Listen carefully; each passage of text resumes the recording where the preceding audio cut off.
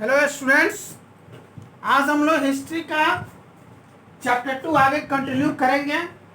रूसी क्रांति हम लोग पढ़ रहे थे और अक्टूबर 1917 की जो क्रांति हुई थी उसको हमने पढ़ा था। आज हम पढ़ेंगे, आज हमारा टॉपिक है अक्टूबर 1917 की क्रांति के बाद रूस, यानी कि अक्टूबर 1917 में रूस में जो क्रांति हुई जिसको हम लोग रूसी क्रांति के नाम से जानते हैं, उस क्रांति के बाद क्या हुआ, कौन कौन सी घटनाएं घटी, उस पर चर्चा हम लोग करेंगे। और मैंने उस चैप्टर को कहानी की तरह जो था और उल्टी सीधी जो पॉइंट्स लिखे हुए थे, मैंने चैप्टर को पढ़ करके एक प्रॉपर सीक्वेंस में पॉइंट वाइज उसको अरेंज करके आपको देने के लिए कोशिश किया है। तो आइए जानते हैं हम लोग अक्टूबर 1917 की क्रांति के बाद रूस में क्या क्या घटनाएं घटी, क्या क्या हुआ। अधिकांश उद्योगों का राष्ट्रीयकरण कर दिया गया। देश के जो अधिकांश उद्योग थे, जो प्राइवेट सेक्टर में थे, निजी मालिकों के हाथों में थे, उन सबको राष्ट्रीयकृत कर दिया गया, नेशनलाइज्ड कर दिया गया। अधिकांश बैंकों का राष्ट्रीयकरण कर दिया गया। जमीन को सामाजिक संपत्ति घोषित कर दिया गया। जमीन के बारे में कहा गया कि जमीन निजी नहीं है। अक्टूबर 1917 की क्रांति के बाद आपको याद होगा कि बोल्शेविकों की जीत हुई थी और वहां पर जो दबदबा बना था वो बोल्शेविकों की बनी थी। और बोल्शेविक शुरू से ही निजी संपत्ति के खिलाफ थे, इसलिए ये सारे काम किए गए कि निजी उद्योगों का भी राष्ट्रीयकरण किया गया, निजी बैंकों का भी राष्ट्रीयकरण किया गया और जो जमीन थी उसको सामाजिक संपत्ति घोषित कर दिया गया। यानी कि जमीन समाज की संपत्ति है, किसी एक व्यक्ति की संपत्ति नहीं है। किसानों को सामंतों की जमीनों पर कब्जा करने की छूट मिल गई। पहले जो जमीन सामंतों के पास थे, हालांकि सामंत किसानों की मदद से ही खेती करवाते थे, परंतु मजदूरों को बहुत कम मजदूरी दे करके सारा का सारा मुनाफा खुद हड़प लेते थे। उसका अंत अब हो गया। यहाँ पर किसानों को पूरी छूट दी गई कि आप लोग सामंतों की जमीनों पर कब्जा कर लें। मकान मालिकों के लिए पर्याप्त हिस्सा छोड़कर उनके मकानों के शेष हिस्से को छोटे छोटे हिस्सों में बांट दिया गया ताकि बेघर या जरूरतमंद लोगों को आश्रय दिया जा सके। जो बड़े बड़े मकान वाले लोग थे, उन मकान मालिकों के रहने भर पर्याप्त जगह छोड़ दी गई, जितने में मकान मालिकों का पूरा परिवार खूब अच्छी तरह से अपना भरण पोषण कर सकता था, अपना रह सकता था, आश्रय ले सकता था, अपनी हर जरूरतें पूरी कर सकता था।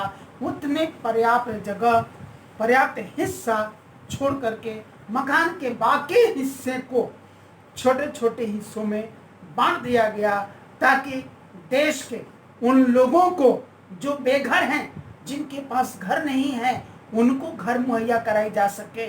जो जरूरतमंद लोग हैं उनको आश्रय दिया जा सके, घर मुहैया कराई जा सके, छत नसीब कराया जा सके। ऐसा बंदोबस्त किया गया।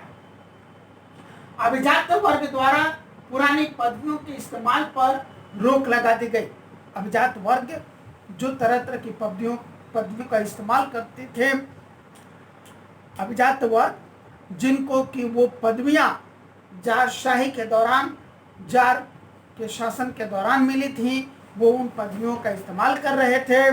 अब उनके ऊपर रोक लगा दी गई कि अब ये पुरानी पदवियों का इस्तेमाल नहीं कर सकते। सेना और सरकारी अफसरों की वर्दियां बदल दी गई। सेना की जो पहले वर्दी थी, अब सेना को नई वर्दी दी गई और सरकारी अफसरों को भी नई वर्दी दी गई। बोल्शेविक पार्टी का नाम बदलकर रूसी कम्युनिस्ट पार्टी रख दिया गया, यानी कि अब उस पार्टी का भी नाम बदल दिया गया। नवंबर 1917 में बोल्शेविकों ने संविधान सभा के लिए चुनाव कराए, लेकिन उन्हें बहुमत नहीं मिला। बोल्शेविक पार्टी जिसका इतना अधिक दबदबा था, जिसने इतने सारे बदलाव अक्टूबर 1917 की क्रांति के बाद किए, उससे ऐसा लगा कि अब वो संविधान सभा के लिए चुनाव करा सकती है, चुनाव जीत सकती है। लेकिन जब नवंबर 1917 में उसने संविधान सभा के लिए चुनाव कराए तो उससे बहुमत नहीं मिला। जनवरी 1918 में असेंबली ने बोल्शेविकों के प्रस्तावों को खारिज कर दिया और लेनिन ने असेंबली बर्खास्त कर दी। क्या हुआ कि जनवरी 1918 में असेंबली ने बोल्शेविकों का जो भी प्रस्ताव था, उन सभी के सब प्रस्तावों को खारिज कर दिया, मानने से इनकार कर दिया, लागू करने से इनकार कर दिया। फिर लेनिन साहब ने क्या किया, व्लादिमीर लेनिन साहब ने असेंबली को ही बर्खास्त कर दिया। बोल्शेविक पार्टी अखिल रूसी सोवियत कांग्रेस के चुनाव में भाग लेने वाली एकमात्र पार्टी बची। अब क्या हुआ कि आने वाले समय में धीरे धीरे रूस में जितनी सारी पार्टियां थी, वो सारी की सारी पार्टियां या तो समाप्त हो गई, खत्म हो गई, बंद हो गई, या फिर नाम मात्र की रह गई। और जो अखिल रूसी सोवियत कांग्रेस के चुनाव होने वाले थे, उन चुनाव में भाग लेने के लिए अब पूरे रूस में सिर्फ और सिर्फ एक ही पार्टी रह गई, और वो पार्टी थी बोल्शेविक पार्टी, जिसका कि नाम बदल करके रूसी कम्युनिस्ट पार्टी कर दिया गया था। अखिल रूसी सोवियत कांग्रेस को संसद का दर्जा दे दिया गया, यानी कि यही पार्लियामेंट है, यही संसद है देश की। कौन? अखिल रूसी सोवियत कांग्रेस। ट्रेड यूनियनों पर पार्टी का नियंत्रण हो गया, यानी कि बोल्शेविक पार्टी का पूरा कंट्रोल ट्रेड यूनियनों पर हो गया। बोल्शेविकों की आलोचना करने वालों को सख्त से सख्त, कड़ी से कड़ी सजा दी जाती थी, जबरदस्त उनको दंडित किया जाता था। यह प्रथा चली। अब क्या हुआ, अंग्रेजी में एक कहावत है, अक्सर आपने मुझे बोलते हुए सुना होगा, excess of anything is bad. जरूरत से ज्यादा कोई भी चीज बुरी होती है। इस बार बोल्शेविक पार्टी ने अक्टूबर 1917 की क्रांति के बाद ये इतने सारे जो बदलाव कर दिए, इसमें ऐसा लगा कि उसने कुछ एक्सेस कर दिया, जरूरत से ज्यादा कर दिया। जाहिर सी बात है, एक नजरिए से हम देख रहे हैं कि इसमें उसने जो काम किए, बड़े अच्छे काम किए। आप बताइए, अच्छा ही कहेंगे, जिनको घर नहीं था, बेघर लोग थे, उनके लिए घर का बंदोबस्त किया गया। जो जरूरतमंद लोग थे, उनके लिए घर का बंदोबस्त किया गया। भूमिहीन किसान थे, उनको इस नीति के तहत जमीनें मिल गई खेती करने के लिए। और भी बहुत कुछ हुआ, जिससे आम जनता की सहूलियतें बढ़ी। आम जनता जो गरीब थी, दबी कुचली हुई थी, शोषित थी, उस दबे कुचले वर्ग को, शोषित वर्ग को ऊपर उठने का मौका मिला, बाकी समाज के लोगों के बराबर आने का मौका मिला, देश से भूखमरी मिटने का रास्ता मिला, गरीबी बेरोजगारी दूर होने का रास्ता मिला, जो भिखारीपन था वो दूर हुआ बहुत सारे लोगों का। अब ये उम्मीद जगी कि इस देश में कोई भी भिखारी नहीं रहेगा, कोई बेघर नहीं रहेगा, कोई भूखा नहीं मरेगा, कोई नंगा नहीं रहेगा, कोई अशिक्षित नहीं रहेगा, किसी को किसी चीज की दिक्कत नहीं होगी। जिंदगी जीने के लिए जो भी आधारभूत जरूरतें हैं, वो देश के एक एक नागरिक को मिलेंगी। इस हिसाब से तो बहुत बहुत बहुत अच्छा हुआ रूस में। कम्युनिस्ट पार्टी ने, यानी कि बोल्शेविक पार्टी ने जो काम किया, वो बहुत बहुत अच्छा किया। लेकिन उसी देश के कुछ तबकों के लिए यह अच्छा नहीं हो रहा था। उदाहरण के लिए, जो अभी तक निजी उद्योगों के मालिक थे, उनके पास सारा का सारा मालिकाना हक था, वो उनका हक छीन रहा था। बैंकों के मालिकों का हक छीन रहा था। सामंतों को जो जमीन पर मालिकाना हक था, जो अपना दबदबा था, वो उनका छीन रहा था। बड़े बड़े किसान जो थे, बड़े बड़े जमींदार थे, उनकी जमीनें छीन रही थी, अभिजात वर्ग की पदवियां छीन रही थी।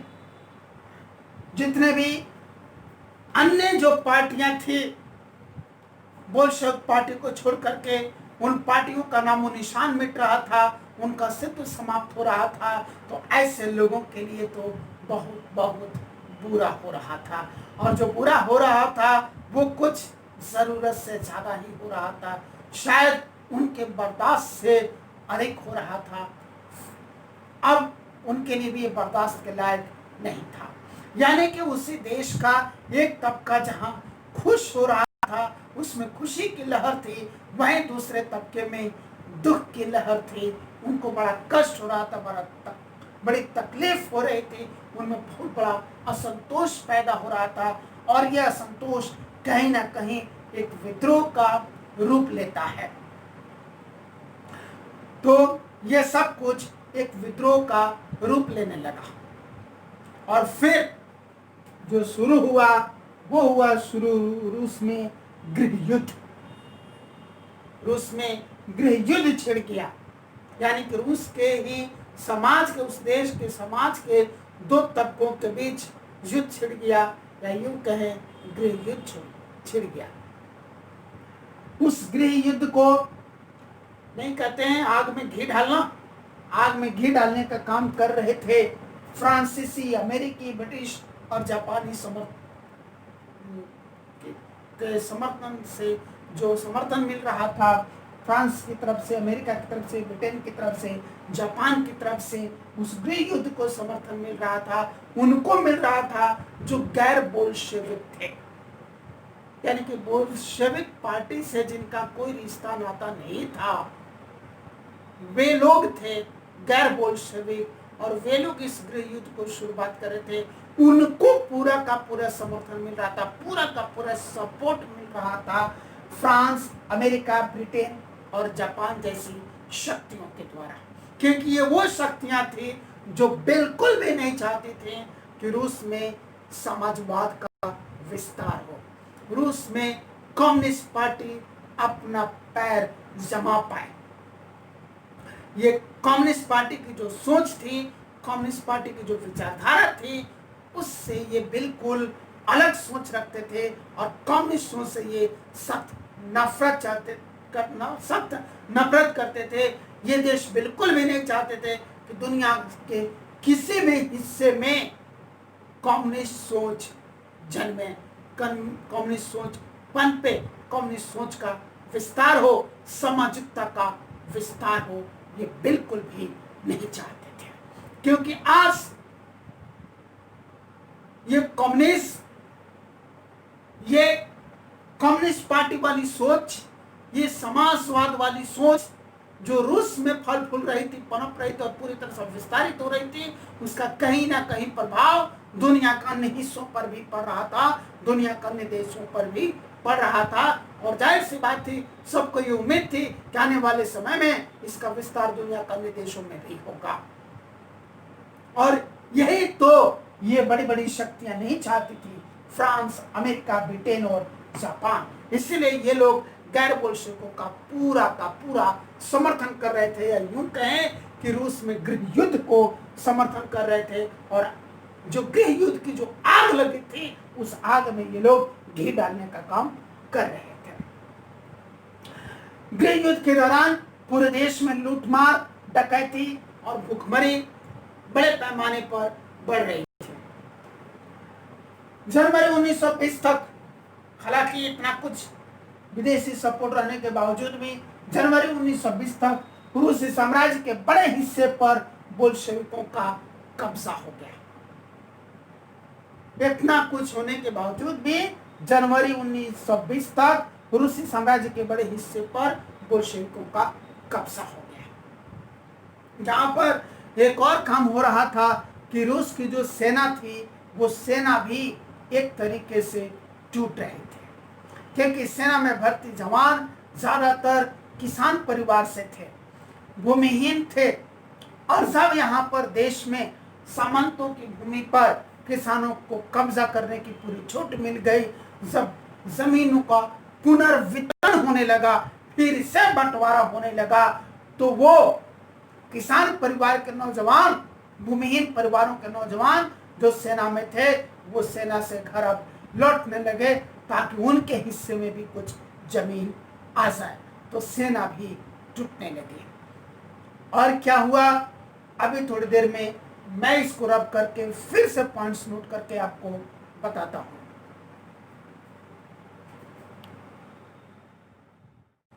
तो आइए अब आगे देखते हैं क्या हुआ। शासन के लिए केंद्रीकृत नियोजन की व्यवस्था की गई, पंचवर्षीय योजनाएं लागू की गई, यानी कि देश के विकास के लिए 5-5 साल के लिए योजनाएं बनाई गई, जिनको इंग्लिश में 5 ईयर्स प्लान या फिर हिंदी में पंचवर्षीय योजनाएं कहते हैं। हमारे देश में भी पंचवर्षीय योजनाएं लागू हैं बहुत पहले से, तो वहाँ भी पंचवर्षीय योजनाएं लागू की गई और पंचवर्षीय योजनाओं के माध्यम से देश का विकास करना शुरू किया गया। कीमतों को स्थिर कर दिया गया, हर चीज की कीमत तय कर दी गई और कीमत को स्थिर कर दिया गया। उस तय कीमत से अधिक कीमत पर कोई भी व्यक्ति अपना कोई भी सामान नहीं बेच सकता था। ना तो वो अपना सामान बेच सकते थे, ना ही वो अपनी सेवाएं बेच सकते थे उस तय कीमत से, और ना ही कोई व्यक्ति उस तय कीमत से अधिक कीमत पर कोई सामान या सेवा, कोई वस्तु या सेवा खरीद सकता था। कीमत बिल्कुल स्थिर कर दी गई। औद्योगिक उत्पादन बढ़ने लगा, नए नए औद्योगिक शहर अस्तित्व में आने लगे, विस्तारित शिक्षा की व्यवस्था की गई ताकि देश के एक एक नागरिक को शिक्षित किया जा सके। देश का एक भी बच्चा अशिक्षित ना रहे, देश का एक भी नागरिक अशिक्षित ना रहे, ऐसी विस्तारित शिक्षा व्यवस्था लागू की गई। यहां तक कि कामगारों और किसानों को विश्वविद्यालय में दाखिला के लिए भी खास इंतजाम किए गए। यानी कि अब जो लोग कामगार थे, फैक्ट्रियों में काम करते थे, सरकारी दफ्तरों में काम करते थे, लेकिन फिर भी वो आगे पढ़ना चाहते थे, अपनी पढ़ाई करना चाहते थे, जो किसान थे, बड़े बुजुर्ग हो गए थे, उनकी उम्र बढ़ चुकी थी, वृद्ध हो गए थे या फिर अधेड़ हो गए थे, एक तरीके से देखा जाए तो पढ़ने लिखने की उम्र नहीं थी, फिर भी अगर वो पढ़ना चाहते थे तो ऐसे लोगों के लिए भी, यानी कि ऐसे कामगारों और किसानों के विश्वविद्यालय में दाखिला के लिए भी खास इंतजाम किए गए। फैक्ट्रियों में मालगाड़ियों की व्यवस्था की गई महिला कामगारों के बच्चों के लिए। फैक्ट्रियों में जो महिला कामगार काम करने के लिए आते थे, ऐसी महिलाएं जिनके पास छोटे छोटे बच्चे होते थे, वो अपने छोटे छोटे बच्चों को घर पर नहीं छोड़ सकती थी, क्योंकि घर पर कोई देखभाल करने वाला नहीं था। इसलिए वो महिलाएं अपने छोटे छोटे बच्चों को साथ लेकर ही आती थी फैक्ट्रियों में काम करने के लिए। ऐसे महिलाओं के बच्चों के लिए बालवाड़ी की व्यवस्था की गई। बच्चे उस बालवाड़ी में रहते थे, खेलते थे, कूदते थे, कुछ सीखते थे, और समय समय पर उनकी माताएं काम से छुट्टी लेकर आकर के उनको, जो दूध पीने वाले थे उनको दूध पिलाती थी, या फिर जो खा सकते थे उनको कुछ खिलाती और पिलाती थी। तो ऐसी भी व्यवस्था वहां पर की गई। फिर मजदूरों के लिए आदर्श मकान की व्यवस्था की गई ताकि उनको अपने फैक्ट्रियों के पास रहने के लिए आदर्श मकान मिल सके। और जो बेघर थे गांव में भी, जिनके पास रहने के लिए कोई घर नहीं था, उनको भी रहने के लिए मकान मिल सके, ऐसे आदर्श मकानों की व्यवस्था की गई। सस्ती स्वास्थ्य सुविधाएं उपलब्ध कराई गई, सस्ती स्वास्थ्य सेवाएं जारी की गई ताकि देश के हर एक नागरिक को पूरा का पूरा स्वास्थ्य सुविधा मिल सके। कोई व्यक्ति स्वास्थ्य सुविधा के अभाव में अपना दम न त्यागे या फिर गंभीर बीमारी में तड़पे नहीं। अनाज की भी कीमत तय की गई। उस तय कीमत से अधिक कीमत पर कोई भी किसान अपने अनाज को बेच नहीं सकते थे और सरकार खरीदने को तैयार नहीं थे। यहीं से एक असंतोष जारी हुआ किसानों में कि जो कीमत तय की गई थी उस तय कीमत पर किसान अपने अनाजों को सरकार को बेचने के लिए तैयार नहीं थे। अभी इस विद्रोह का भी निपटारा नहीं हुआ, तब तक सरकार ने एक और फैसला लिया, खेतों के सामूहिकीकरण का।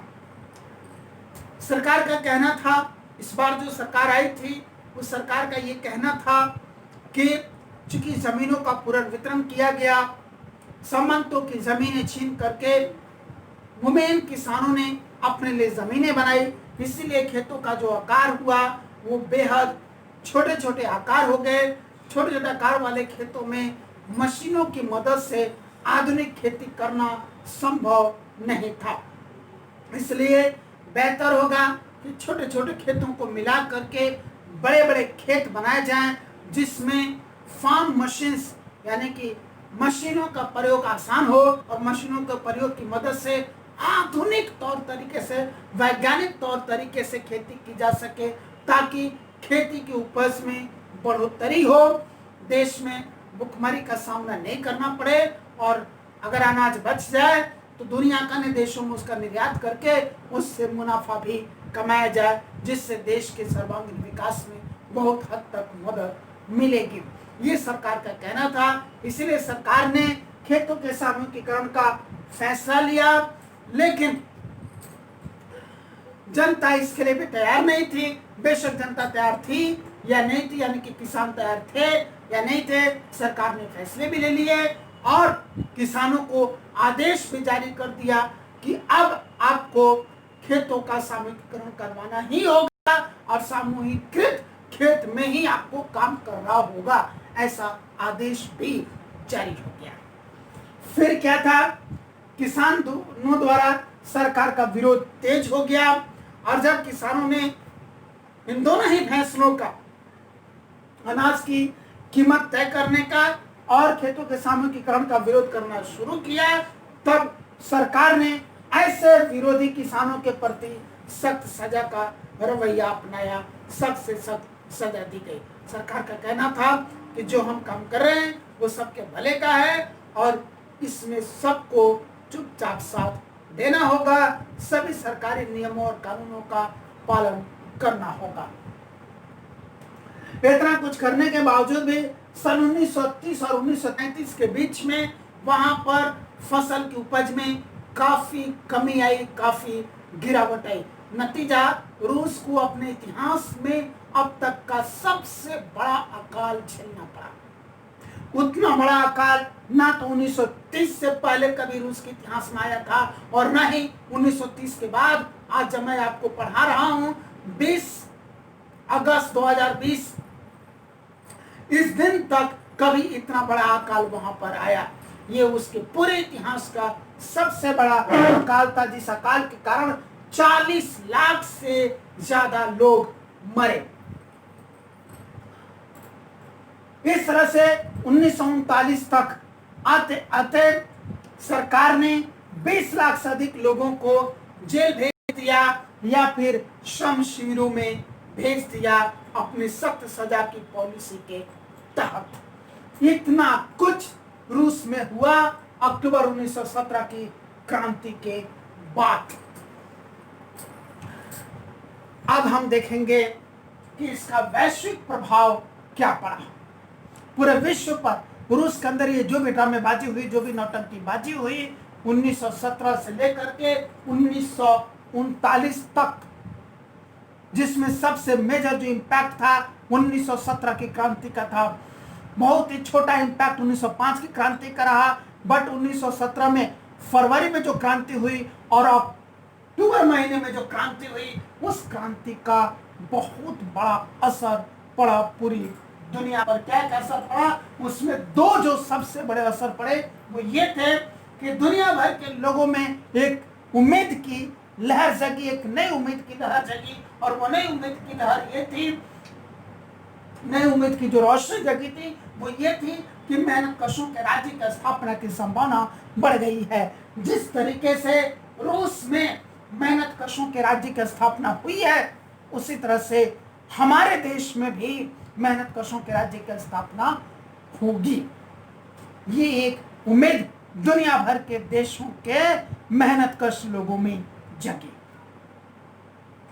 दूसरा जो प्रभाव देखने के लिए मिला कि यहाँ पर जो कम्युनिस्ट पार्टी बनी थी, कम्युनिस्ट पार्टी की जो विचारधारा थी, और जिस विचारधारा पर कम्युनिस्ट पार्टी रूस में इतना लंबा सफर तय करी 1917 से लेकर के 1939 तक, और इस सफर की वजह से वहां पर कितना कुछ डेवलपमेंट हुआ, रूस कहां से उठ करके कहां पहुंच गया। रूस में देखा गया कि अब इस लंबे सफर के दौरान वहां पर कोई बेघर नहीं है, हर एक नागरिक के पास रहने के लिए घर है, हर एक के लिए शिक्षा व्यवस्था है, हर एक के लिए स्वास्थ्य की व्यवस्था है, वहां पर हर एक के लिए रोजगार की व्यवस्था है। यानी कि वहां पर ना कोई भूखा है, ना कोई नंगा है, ना कोई अशिक्षित है, ना कोई बेरोजगार है, और ना कोई बीमार है, ना कोई भिखारी है। हर तरह की समस्या वहां पर दूर हो गई, और ना ही कोई वहां पर भूमिहीन है, सभी के हिस्से में भूमि भी है। और वहां पर फैक्ट्रियों के तादाद बढ़ गए, देश का जबरदस्त औद्योगिकरण हुआ, खेतों में भी जबरदस्त उत्पादन में वृद्धि हुई, और फैक्ट्रियों में भी जबरदस्त उत्पादन की वृद्धि हुई। कुल मिलाकर के पूरे रूस का सर्वांगीण विकास हुआ, और देखते ही देखते सन 1939 एक बार फिर से दोहरा दूं, सन 1939 आते आते रूस दुनिया का महाशक्तिशाली देश बन गया। अभी तक रूस से पहले जो प्रथम विश्व युद्ध हुआ था, प्रथम विश्व युद्ध के अंत तक दुनिया में एक ही महाशक्ति थी, वो थी USA, United states of America, जिसको हिंदी में संयुक्त राज्य अमेरिका कहते हैं, या फिर शॉर्ट में केवल अमेरिका कहते हैं। उसके बाद भी लंबे समय तक 1939 के पहले तक दुनिया में एक ही महाशक्ति, एक ही सुप्रीम पावर, वो यूएसए थी, यूनाइटेड स्टेट्स ऑफ अमेरिका, यानी कि संयुक्त राज्य अमेरिका, जिसको कुछ शॉर्ट में क्या कहते हुए थी। लेकिन सन 1939 आते आते, एक बार फिर से रिपीट कर दूं, 1939 आते आते दुनिया में एक और महाशक्ति खड़ी हो गई, और यूएसए जैसी महाशक्ति का सुपर पावर का, सुप्रीम पावर का सामना करने के लिए सामने आकर के खड़ी हो गई, वो थी USSR, union Soviet socialist Republic, यानी कि सोवियत संघ रूस, जिसको शॉर्ट में हम लोग केवल रूस कहते हैं। जिस तरह से यूएसएसआर को हम लोग अमेरिका कह देते हैं, उसी तरह यूएसएसआर, एक बार फिर से रिपीट करो, कुछ स्लिप ऑफ टंग होकर के मिस्टेक हो जा रही है। जिस तरीके से यूएसए को हम लोग शॉर्ट में केवल अमेरिका कहते हैं, उसी तरह से हम लोग यूएसएसआर को शॉर्ट में केवल रूस कह लेते हैं। तो यहाँ पर अब अमेरिका के सामने दूसरा सुपर पावर आकर के खड़ा हो गया, वो था रूस, यानी कि USSR, union Soviet socialist Republic, Hindi में सोवियत संघ रूस। तो जब दुनिया ने ये सब कुछ देखा, दुनिया ने यह भी देखा कि अब रूस में बोलबाला जो था वो मेहनतकश लोगों का था, मजदूरों का था। तो इसीलिए दुनिया भर के जिन लगभग तमाम देशों में, कह सकते लगभग तमाम देशों में, लगभग सभी देशों में मेहनतकश लोगों के बीच एक नई उम्मीद जगी कि जिस तरह से मेहनतकश लोगों की सरकार रूस में बनी है, उसी तरह कभी हमारे देश में भी बनेगी। जिस तरह से वहां पर कम्युनिस्ट पार्टी की सोच थी यूएसएसआर में, और उस सोच की वजह से इतनी तेजी से प्रोग्रेस किया, तेजी से ऑलराउंड डेवलपमेंट हुआ यूएसएसआर का, और दुनिया का सुपर पावर बन बैठा। इतने कम समय में तो सुपर पावर यूएसए भी नहीं बना था, लेकिन यूएसएसआर बना। तब दुनिया के अन्य देशों में उसी के आधार पर भी कम्युनिस्ट पार्टियां बनने लगी। यानी अनेक देशों में कम्युनिस्ट पार्टी का गठन हुआ, जैसे कि इंग्लैंड और भारत में। हमारे देश में भी कम्युनिस्ट पार्टी का गठन हुआ सन 1925 में। इंग्लैंड में भी कम्युनिस्ट पार्टी का गठन हुआ। ऐसे और भी बहुत सारे देश जिन देशों में कम्युनिस्ट पार्टी का गठन हुआ। अब हम देखते हैं पूरा कंक्लूजन पूरे चैप्टर का क्या निकलता है। पहली चीज कि समाजवाद को वैश्विक पहचान मिल गई, पूरे विश्व में एक पहचान मिल गई समाजवाद को, और इस पहचान को दिलाया यूएसएसआर ने, union Soviet socialist Republic, Soviet संघ रूस ने, है ना, यानी कि रूस ने। दूसरा, रूस विश्व महाशक्ति बना। यूएसएसआर, सोवियत संघ रूस, यूनियन सोवियत सोशलिस्ट रिपब्लिक, इसको शॉर्ट में रूस कहते हैं, वो विश्व महाशक्ति बना, वर्ल्ड का सेकंड सुपर पावर बना, सेकंड वर्ल्ड पावर बना, जो कि यूएसएसआर के बिल्कुल सामने खड़ा होने के लिए तैयार था। तीसरा, रूस के एक तबके में असंतोष की लहर लेकिन लगातार जारी रही, और वो तबका वो था जिसमें अभिजात वर्ग शामिल था, सामंत वर्ग शामिल था, और गैर बोल्शेविक पार्टियों से जुड़े हुए लोग थे। यानी कि वहां के जो बोल्शेविक पार्टी थे, जिसको कम्युनिस्ट पार्टी कहा जाने लगा था, उस पार्टी को छोड़कर अन्य पार्टियों से संबंधित जो भी लोग थे वो सब, और यहां तक तो अब वो कुछ किसान भी, जिन किसानों की जमीनों को जबरदस्ती सामूहिकरण में शामिल किया गया, वो बड़े किसान जिनके जमीनों को छीन करके गरीबों में पुनर्वितरण किया गया, ये सारे जो असंतुष्ट लोग थे, इन सभी में असंतोष की भावना बढ़ती ही गई, और यह असंतोष लगातार जारी रहा। नतीजा सन 1991 में यूएसएसआर का विघटन हुआ, और एक बड़ा देश टूट करके 15 देशों में विभाजित हो गया। 1991 में यूएसएसआर का डिमोलिशन हो गया, और फिर वहां से यूएसएसआर का नामो निशान इस दुनिया से मिट गया। इसीलिए कहते हैं excess of anything is bad, जरूरत से ज्यादा कोई भी चीज बुरी होती है। अगर यहाँ पर कुछ ऐसा एक्सेस नहीं किया गया रहता तो आज भी दुनिया में यूएसएसआर होता। यहाँ पर ये चैप्टर द एंड होता है। जब हम लोग अगली क्लास में मिलेंगे तो हम लोग अगला पाठ पढ़ेंगे। तब तक ये पूरा का पूरा पाठ आपके हवाले है, बिल्कुल शुरू से लेकर के अंत तक, word to word, comma by comma आपको पढ़ना है, हर लाइन को समझना है, हर लाइन से क्या क्या क्वेश्चन बनते हैं, very short question answer, very long question answer, short question answer, long question answer, हर कैटेगरी के, यहाँ तक कि एमसीक्यूज, हर कैटेगरी के क्वेश्चंस आपको रेडी करना और साथ साथ आंसर्स भी रेडी करने हैं, और चैप्टर के अंत में जो क्वेश्चंस हैं उनके भी आंसर्स आपको प्रिपेयर करना है। इन शॉर्ट हम कहें तो पूरे चैप्टर पर आपको ऑल राउंड कमांड करना है। Thank you.